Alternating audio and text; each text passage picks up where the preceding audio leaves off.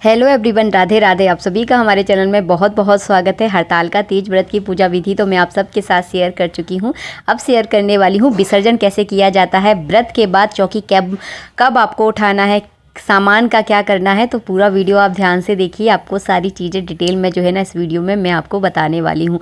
तो हरिताल तीज के व्रत में जो है ना चौथ के दिन जो है ना मूर्तियों का विसर्जन किया जाता है। चौथ के दिन ही जो है ना आपको चौकी उठानी होती है और सूर्य उदय होने से पहले जो है ना भगवान जो शिव परिवार हमने बनाया है, जिसकी हमने रात भर पूजा की है, वो शिव परिवार जो है ना सूर्य उदय होने से पहले जो है ना विसर्जन करना होता है। तो सबसे पहले आपको क्या करना है, अपने सीधे हाथ में थोड़े से चावल लेने हैं और भगवान शिव पर जो है ना विसर्जन कहते हुए जो है ना चावल छोड़ देने हैं और कहना है, जाओ जाओ भोलेनाथ विसर्जन है, कल फिर आना निमंत्रण है, जाओ जाओ भोलेनाथ विसर्जन है। तो इस तरह से जो है ना भोलेनाथ को हमें विदा करना है। अब ये सुहाग के सामान को क्या करना है, जो हमने दान के लिए रखा हुआ था। तो ये सुहाग के सामान को आप चाहे अपनी ननंद को दे सकती हैं, आप चाहे अपनी सास को दे सकती हैं। अगर ननंद और सास अगर नहीं है तो आप किसी ब्राह्मण की सुहागिल स्त्री को जो है ना ये सुहाग का सामान दे सकती हैं। आप चाहे तो इसे मंदिर में भी जो है ना दान कर सकती हैं।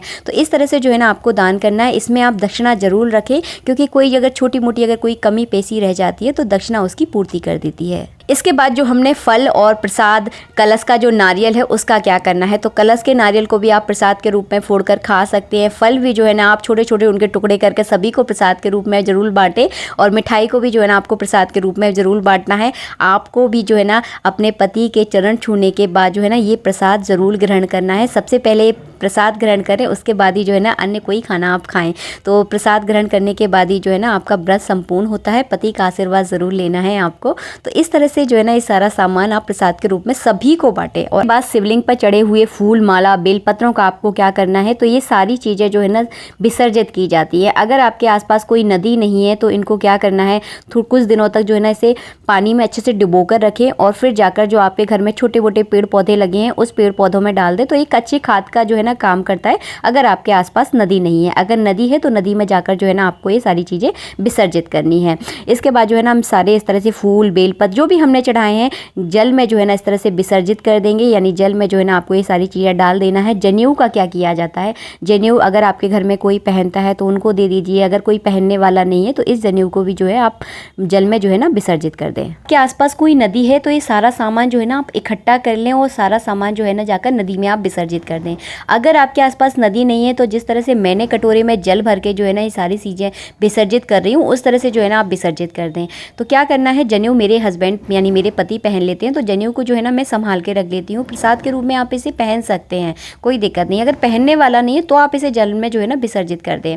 तो इस तरह से जो है ना मैंने जनेऊ वगैरह निकाल लिए। सबसे पहले हम जो है ना गणेश जी को विसर्जित करेंगे। तो इस तरह से जो है ना आपको जल में विराजमान करना है गणेश जी को। तो जो है ना इस तरह से अगर 2-3 घंटे तक जब हम जल में मूर्तियों को रखते हैं तो पानी एकदम मिट्टी जो है ना एकदम घुल जाती है। फिर जो है ना इस पानी को जो है ना मैं पेड़ पौधों में डाल देती हूँ। गणेश जी को विसर्जित करने के बाद मैंने पार्वती माता को, उसके बाद नंदी जी को, कार्तिकेय को और सबसे लास्ट में जो है ना मैं भगवान शिव को जो है ना यहाँ पर विसर्जित करूँगी। तो इस तरह से जो है ना विसर्जन किया जाता है। फूल पत्ती, अगर देखिए मिट्टी तो जो है ना पानी में घुल जाएगी, लेकिन फूल पत्तियाँ थोड़ी ना घुलेंगी। तो फूल पत्तियों को जो है ना आप पेड़ों में इस तरह से डाल दे, बहुत अच्छा खाद का काम करता है। और हाँ, इस जल को जो है ना कभी भी तुलसी के पेड़ में नहीं डाला जाता, इस बात का आप ध्यान रखें। बाकी किसी भी पेड़ में आप डाल सकते हैं, लेकिन तुलसी के पेड़ में आपको नहीं डालना है, इस बात का विशेष आपको ध्यान रखना है। तो सारे फूल पत्तियाँ जो भी मैंने चढ़ाया है वो सबको जो है ना समेट कर मैं इसी कटोरे के अंदर जो है ना डाल देती हूँ। एक आपको ये देखने से जो है ना बहुत अच्छा आइडिया मिल जाएगा और आप भी जो है ना इस तरह से विसर्जन कर सकते हैं। इसके बाद जो है ना मैं आपको एक चीज़ और बताने वाली हूँ। भगवान शिव के अभिषेक का जो जल है जो कि हमने थाली में रखा हुआ है, इस जल का क्या किया जाता है। तो इस जल को जो है ना आप पीपल के वृक्ष में डालिए। अगर आपके घर पर किसी तरह का पितृदोष है तो इससे जो है ना पितृदोष बहुत जल्दी शांत होता है भगवान शिव के अभिषेक को पीपल के वृक्ष में डालने से। तो इस जल को जो है ना आप पीपल के वृक्ष में डाल सकते हैं। और देखिए हर जगह जो है ना पीपल का वृक्ष उपलब्ध नहीं होता।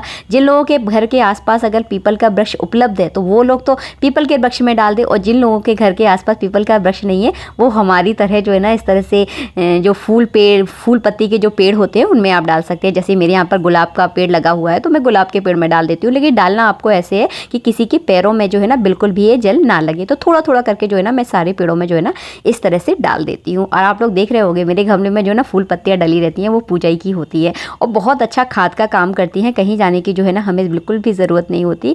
और जब कभी हम जाते हैं नदी के किनारे, क्योंकि हमारे घर से नदी बहुत दूर है, तब जाकर हम ये सारा सामान विसर्जित कर देते हैं। इसके बाद जो है ना आपको ये कपड़ा किसी को अगर दान करना चाहते हैं तो दान आप कर सकते हैं। अगर आप अपने पास रखना चाहते हैं तो अपने पास भी इस कपड़े को जो है ना आप रख सकते हैं। दान पुण्य ज़रूर करें। दान पुण्य जो है ना अति आवश्यक होता है किसी भी व्रत में।